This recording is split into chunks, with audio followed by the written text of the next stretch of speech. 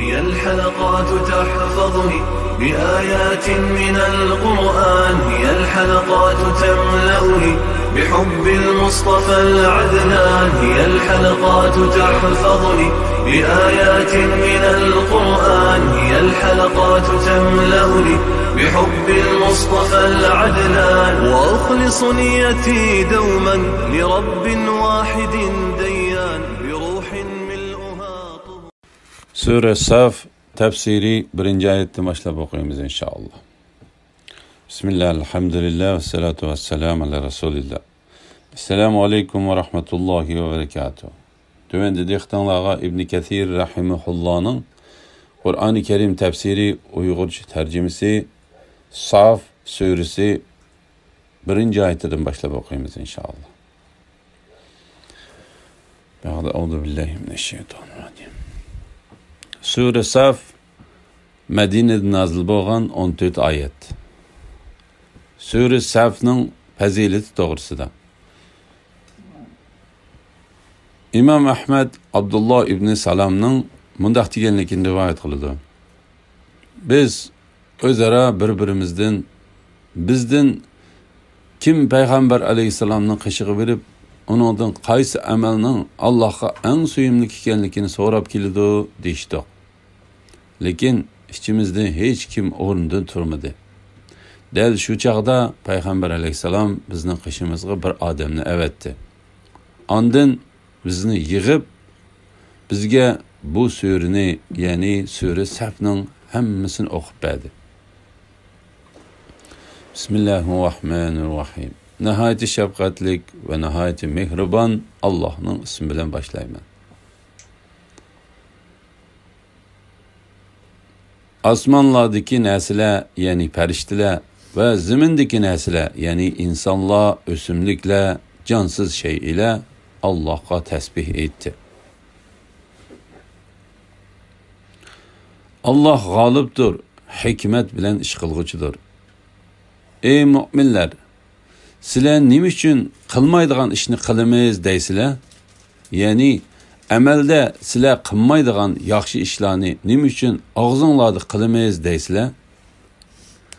Sizlarning qilmaydigan ishni qilamiz deyishinglar Allohning dargohida eng o'ch ko'riladigan narsadir. Shubhisizki Allah o'zining yo'lida mustahkam binodek sap bo'lib jihad qilganlarni, ya'ni urush maydonida düşmanlarga uchrashgan chaqda mavqasida sabotliq turib g'azat qilganlarni do'stidir. Qilmaydigan ishni qilamiz degichilarni ayiblash to'g'risida. Osmonlardagi narsalar, ya'ni farishtalar va zimindagi narsalar, ya'ni insonlar, o'simliklar, jonsiz shay ila Allohga tasbih etdi.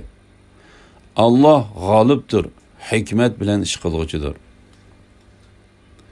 Bu ayetning tefsiri yuqorida bir qancha qitim takrorlandi. Şuna bu yerde onu qayta takrorlash ajotsizdir. Ey müminler, sizlar nima uchun qilmaydigan ishni qilamiz deysizlar? Ya'ni amalda sizlar qilmaydigan yaxshi ishlarni nima uchun og'zingizda qilamiz deysizlar? Bu ayet birer işni yoki birer sözünü va'da qilib, ondan uning vafo qilmagan kishini qattiq ayiblaydi. Shunga va'da qilingan ish mayli ziyonliq bo'lsin yoki ziyonliq bo'lmasin, va'daga qat'iy vafo qilish vojibdir degan qarashdagi salaf ulamolari o'zlarining ko'z qarashlariga bu oyat karimni dalil qilib ko'rsatdi. Ular bu qarashqa İmam Buxoriy va Muslim rivoyat qilgan tövendagi hadisni pakit qildi. Payg'ambar alayhisalom mundaq degan: Munofiqning alomati 3dir. Agar va'da qilsa, va'dasiga xiloflik qiladi. So'zlasa, yolg'on so'zlaydi. Amonat qo'yilsa, xiyonat qiladi.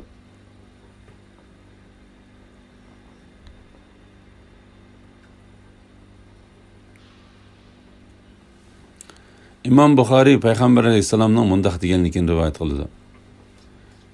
4 ish bor. Kimda u 4 ish tepilsa, u xolis munofiq bo'ladi. Kimda u 4 ishning biri tepilsa, u kishi hatto shu ishni tashlamoqchilik uningda munofiqlikning bir alomati bo'ladi. Shu 4 ishning biri va'daga xiloflik qilish deb ko'rsatildi.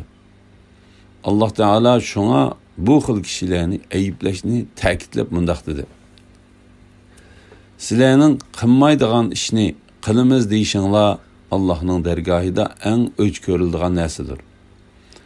İmam Ahmad ve Abu Davud Abdullah ibn Amir'ning mundaq deganligini rivoyat qildi. Payg'ambar alayhisalom bizning qishimizga keldi. Men u chaqda kichik bola edim. Men o'ynash uchun sirtqa mangdim. Anam, "Ey Abdullah, bu yoqqa kel. Men sana obdan bir narsa beraman" dedi. Payg'ambar alayhisalom anamga, "Uningga nima bermoqchisiz?" dedi. Anam, "Xormi bermoqchiman" dedi. Payg'ambar alayhisalom, "Agar siz o'g'lingizga bir narsa bermasangiz, sizga bir yolg'on so'z qilganlik gunohi yoziladi" dedi. La ilaha illalloh Muhammad rasululloh. Muqatil ibn Hayyan mundaq deydi. Mu'minlar Allohga eng so'yimli ko'rinadigan amallarni bilsak edik,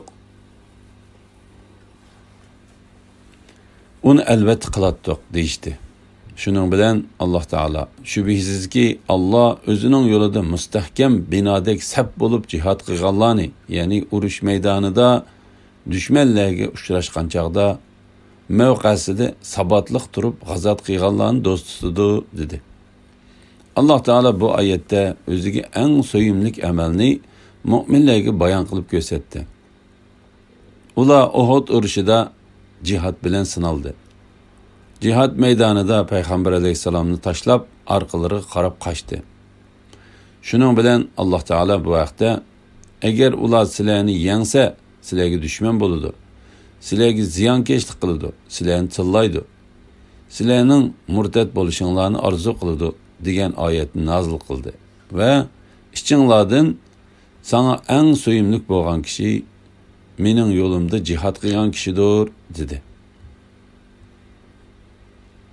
Ba'zilar bu oyatni jihad haqida nozil bo'lgan deydi. Chunki odamlar jihad qildim deydi. Amaliyotda u jihad qilmagan. Birsiga nayzi tiqdim deydi. Amaliyotda u hech kimga nayzi tiqmagan. Dushmanni chopdim deydi. Amaliyotda u birmi dushmanni chopmagan. Chidamliq bilan urush qildim deydi. Amaliyotda u urushga chidamliq bo'lmagan odamlardir. Qatada ve Zahhak mundaq deydi.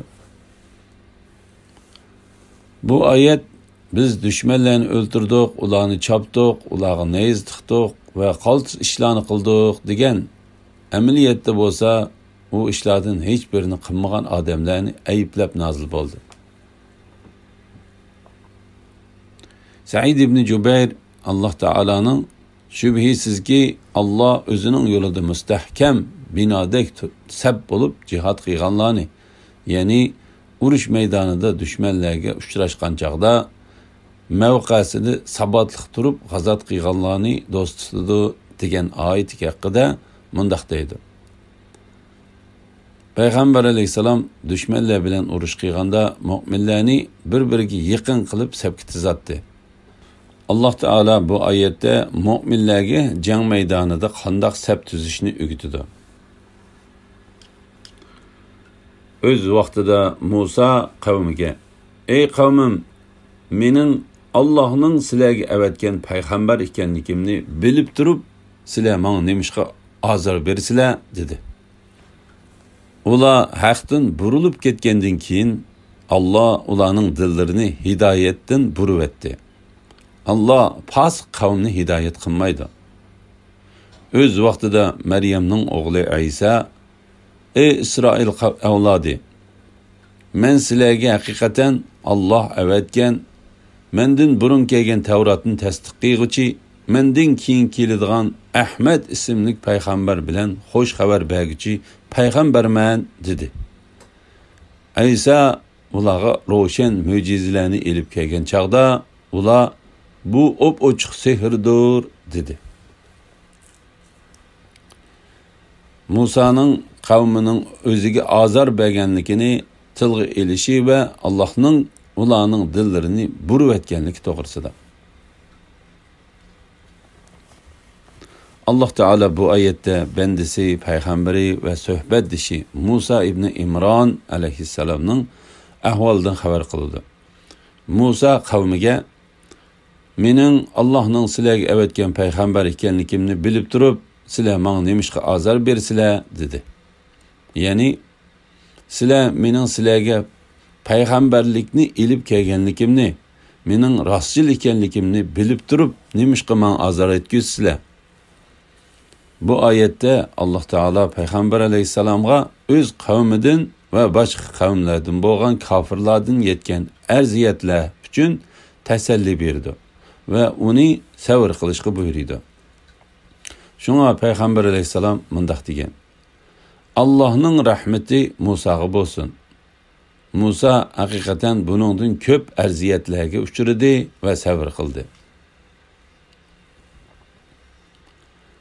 Mezkur ayet müminlerini Peygamber aleyhisselam'a ziyankeşlik qilishdan yoki onunğa aziyet yetkizishdan to'sidi.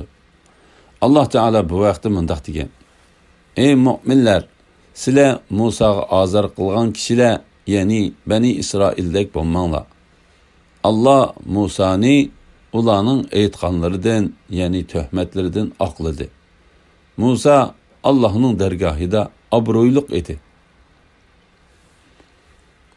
Ular haqdan burilib ketgandan keyin Allah ularning dillarini hidoyatdan burib etdi. Yani ular haqni bilib turib, uningga ergishishdan burilib ketgandan keyin Allah ularning dillarini hidoyatdan burib etdi. Hamda ularning dillariga shak, tangirqash va gumonxo'rlikni silib etdi. Allah Teala bu vaqtda mundaq degan: Ularning dillarini, ko'zlarini haqni tushunish va ko'rishdan burib etimiz. Ular dastlabda mo'jizalarga ishonmaganidek, yana ishonmaydi. Ularni gumrohliklarida tangirqab yurishga qo'yib etimiz. Kimki o'ziga mo'jizalar orqali to'g'ri yo'l aniq bo'lgandan keyin payg'ambarga, ya'ni uning amriga muxolifatchilik qiladigan, müminlerinin yoludan gayriga ergişidiken, onu öz yoluga qo'yib berimiz. Onu ahirette cehennemge kirgizimiz. Cehennem nimi degan yomon joy? Şuna Allah Teala tefsir bo'layotgan bu ayette mundaq deydi: Allah fasık kavmni hidayet qilmaydi. Öz vaqtida Meryemning o'g'li İsa: Ey İsrail avladi, men sizlarga haqiqatan Allah avatgan, mendan burun kelgan Tavratni tasdiq qilg'ichi, mendan keyin keladigan Ahmad ismli payg'ambar bilan xush xabar berguchi payg'ambarman dedi. Yani Tavrat mening payg'ambar bo'lib keladiganligim bilan xush xabar berdi. Men shu xabarga uyg'un holda payg'ambar bo'lib keldim. Mendan keyin keladigan payg'ambar bilan xush xabar berguchiman. U payg'ambar Makkadan chiqadigan ummiy arab payg'ambar bo'lib, ismi Ahmaddir. İsa aleyhisselam İsrail avlodidan keladigan payg'ambarlarning eng oxirgisidir. U İsrail avlodining jamoati ichida turib, payg'ambarlarning eng oxirgisi bo'lgan Muhammad aleyhisselamning payg'ambar bo'lib keladiganligi, uningdan keyin qiyomatgacha hech bir payg'ambarning kelmaydiganligi haqida xush xabar berdi. İmam Buxoriy payg'ambar aleyhisselamning nurg'un ismlarining borligi haqida Jubayr ibn Mut'imning mundaq deganligini rivoyat qiladi. Men payg'ambar aleyhisselamning mundaq deganligini angladim: Mening haqiqatan nurg'un ismlarim bor. Men Muhammad deb atalaman, Ahmad deb atalaman, Mahi o'chirguchi deb atalaman. Allah men bilan kufrni o'chirdi. Men shohir yig'quchi deb atalaman. Qiyomat kuni insonlar mening oldimga yig'iladi. Men oqib, eng oxir deb atalaman. Bu hadisni İmam Müslim rivoyat qilgan. Muhammed ibn İshaq Halid ibn Mangdan'dan Peygamber aleyhisselamның sahabelerinin Peygamber aleyhisselamga ey Allah'ның peygamberi sen özün hakkında bizge sözlep bergin degende Peygamber aleyhisselam mening hakkımda atam İbrahim dua qilgan. İsa aleyhisselam mening peygamber bulup keladiganligim bilan xoş xabar bergan. Anam manga hamildor bo'lgan chaqda tushida o'zidan Şam zaminidagi Busra shahrining qasrlarini buzib etgidek darajada bir nurning chiqib ketganligini ko'rgan deganligini rivoyat qildi. La ilaha illalloh Muhammad Rasululloh. İmam Ahmed Erbaz ibn Sariyadan Peygamber aleyhisselamның mundaq deganligini rivoyat qildi. Şek şübhisizki men Allah'ның dergahida men en ahirki peygamber qilib bekitib etilgan chaqda Adem aleyhisselam tehi şekilgi kirgizilmagan loy holatida edi. Men sizlarga peygamberlikimning dastlabki xo'sh bishoratlarini deb beray. Mening haqqimda atam İbrahim dua qilgan. İsa aleyhisselam mening peygamber bo'lib keladiganligim bilan xo'sh xabar bergan. Anam mening haqqimda tush ko'rgan. Peygamberlarning onalari ana shundaq mo'jiza xarakterli tushlarni ko'rdi. İmam Ahmed Abu Umama'ning mundaq deganligini rivoyat qildi. Men ey Allohning peygamberi Peygamberlikning bisharatining boshlanishi haqida men so'zlab bergin dedim. Peygamber aleyhisselam mening haqqimda atam İbrahim dua qilgan. İsa aleyhisselam mening peygamber bo'lib keladiganligim bilan xo'sh xabar bergan. Anam tushida o'zidan Sham qasrlarini buzib etgidek darajada bir nurning chiqib ketganligini ko'rgan. İmam Ahmed Abdullah ibn Mas'udning mundaq deganligini rivoyat qildi. Peygamber aleyhisselam bizni padişah Necashining yeniga avatdi. Biz 80 ga yaqin odam edik. Bizning ichimizda men Ja'far, Abdullah ibn Urbita, Osman ibn Maz'un, Abu Musa qatorliqlar edik. Biz Necashining yeniga yetib bordik. Qurayshlar bizning izimizdan Amr ibn As bilan Ammara ibn Validni nurg'un so'g'i salomlar bilan avatibdi. Bu ikki odam Necashining yeniga kirganda uningga sajda qildi. Ondan biri uning o'ng tarafiga, yana biri so'l tarafiga o'tdi. Ondan uningga shek shubhisizki bizning tog'imizning bolalaridan bir bo'lik kishilar sening ziminingga tushdi. Ular bizning va ota-bobolarimizning dinidan yuz o'rganlardir dedi. Najashi ular qayerda dedi. U ikki odam ular sening ziminingda ularga odam avatib chaqirtib kelgan dedi. Najashi ularga odam avatib chaqirtib keldi. Ja'far qarindoshlarga bugun men sizlarga vakolatan so'z qilg'uchiman dedi. Boshqalar uningga ma'qul bo'ldi. Ja'far Najashiga salom berdi, lekin sajda qilmadi. Padişahning yenidikilar Ja'farga sen nemishqa padişahga sajda qilmaysan dedi. Ja'far biz faqat g'olib va buyuk Allohga sajda qilamiz dedi. Najashi bu qandoq gap dedi. Ja'far shek shubhisizki Allah bizga o'z elchisini avatdi.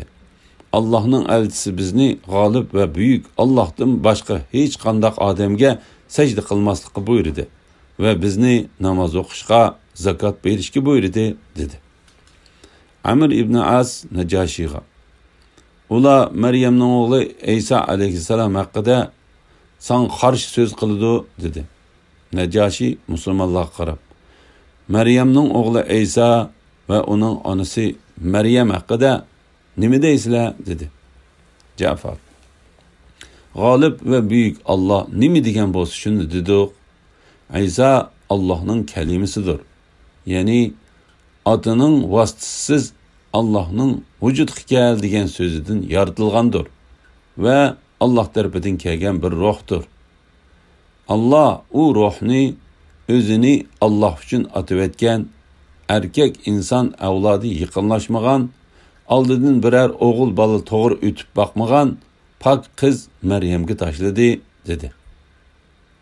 Najoshi yerdan bir tal tayoqni ilib, andin: "Ey Habasistonliklar, ey va'z aytquchilar va o'zini ibodatga beg'ishlag'uchilar, Allohning nomi bilan qasamki, bu musulmonlar biz da'vatgan narsaga mushunchalik narsani qo'shmaydi ekan" dedi. Andin u musulmonlarga qarab turib: "Qadam tashrif qilganinglarni qarshi olamiz. Sizlar qoldirib kelgan kishi Muhammad alayhissalomga minnatdorligimizni yo'llaymiz. Men shuningga guvohlik beramanki, u Allohning elchisidir. Uning Injilda sifatlanganligini bilamiz. Maryamning o'g'li Isa uning payg'ambar bo'lib keladiganligi bilan xo'sh xabar bergan. Sizlar xohlagan joyga yerlashinglar. Allohning nomi bilan qasamki, agar üstümde padişahlık vazifesi bo'lmasa idi, men u payg'ambarning yiniga albatta barattım da, onun ayığını götürüp xizmetini qilatdim ve tahoratiga suv beratdim" dedi. Ondan heli Qurayshlik ikki odamning so'g'i salomlarini qaytirib berishga buyurdi. Shuning bilan Allohning so'g'i salomlari qaytirib berildi. La ilaha illalloh Muhammadur Rasululloh. Bir mezgilden keyin Abdullah ibn Mas'ud Habasistondan qaytib Badr urushiga ulgurib Madinaga bordi. Aytilishicha, payg'ambar alayhisalomga Najoshining o'lim xabari yetib kelganda, payg'ambar alayhisalom uningga mag'firat tilab duo qilgan. Isa ularga ro'shan mo'jizalarni ilib kelgan chaqda, ular bu opuchiq sehrdir dedi.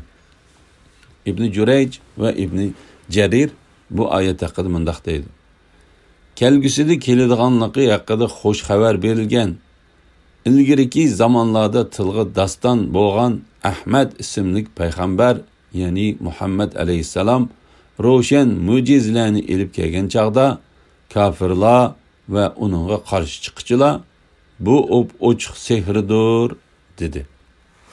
Elhamdülillah, yuqorida Sura Saf tafsiridan 6. oyatgacha angladinglar. Oxirini keyingi qitimliq o'qishimizni davomlashtiramiz inshaalloh. Sallallohu ala Muhammad va ala alihi va sahbihi ajmain. Assalomu alaykum va rahmatullohi va barakatuh.